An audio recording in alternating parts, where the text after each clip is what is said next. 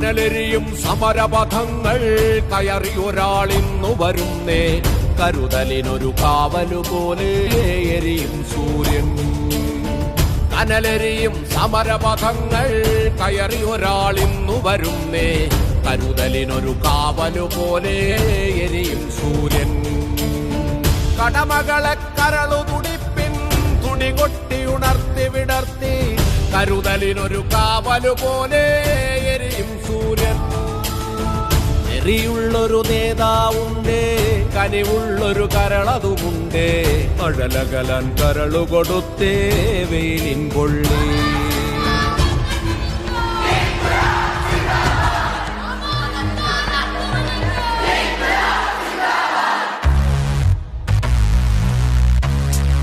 LDF ജനങ്ങൾക്കൊപ്പമാണ്, ജനങ്ങൾ LDFിനൊപ്പമാണ്. ഇത് നല്ലതുപോലെ ഇനിയും നമ്മുടെ നാടിന്റെ പ്രതിപക്ഷം മനസ്സിലാക്കേണ്ടതുണ്ട്.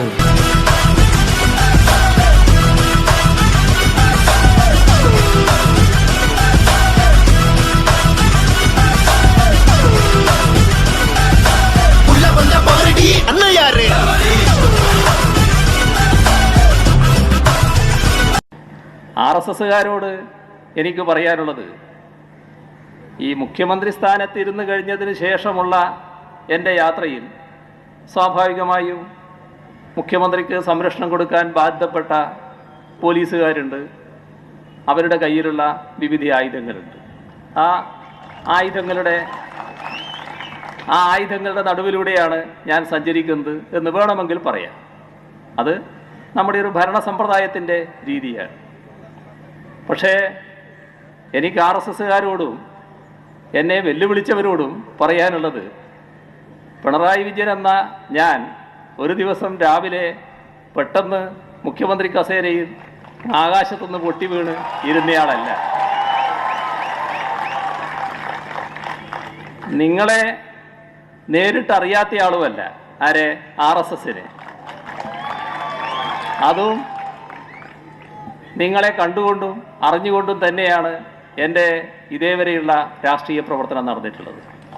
ഇപ്പോൾ ഈ പോലീസിൻ്റെ കയ്യിലുള്ള ആയുധങ്ങളുടെ നടുവിലൂടെയാണ് ഞാൻ സഞ്ചരിക്കുന്നതെന്ന് പറയുമ്പോൾ, ഒരു കാലം ബ്രണ്ണൻ കോളേജിലെ പഠനം പൂർത്തിയാക്കി പുറത്തിറങ്ങിയ കാലം, ആ കാലം ഈ പറയുന്ന RSSകാർക്ക് അറിയില്ലെങ്കിൽ പഴയ RSSകാരോട് ചോദിക്കണം. അന്ന്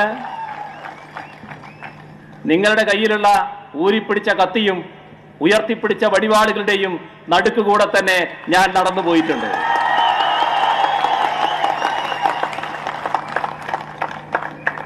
അന്ന് നിങ്ങൾക്കൊന്നും ചെയ്യാൻ കഴിയാത്ത ഒരു കൂട്ടര് ഇപ്പോ എന്ത് ചെയ്തു കളയുന്നാണ്?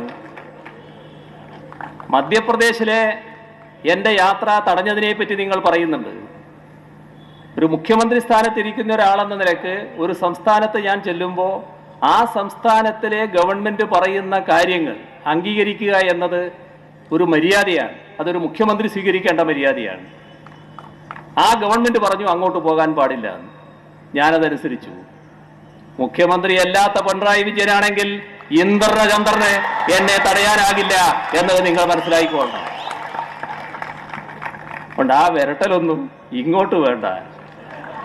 എന്തിനു വെറുതെ അത്തരം പ്രയോഗങ്ങൾ നടത്തുന്നു?